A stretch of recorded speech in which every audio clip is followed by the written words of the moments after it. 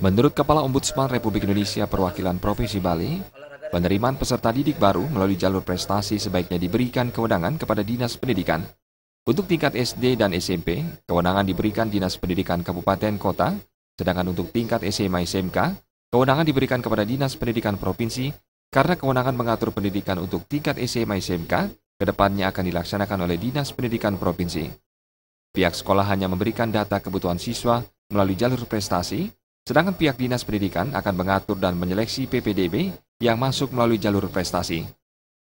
Harapan kita sih ke depan, kalau bisa sistem penerimaan lewat jalur prestasi ini kalau bisa ditangani oleh Dinas Pendidikan langsung ya.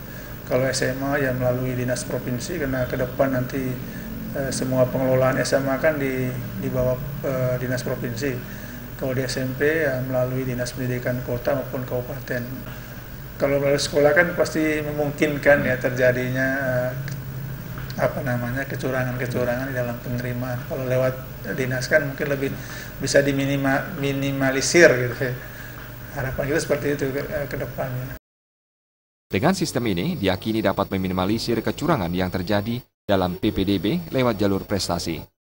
Dari petunjuk teknis yang ada, penerimaan siswa melalui jalur prestasi mencapai 20% dari jumlah siswa yang mampu ditampung oleh sekolah yang bersangkutan. Diana Putra dan Winata, Bali TV.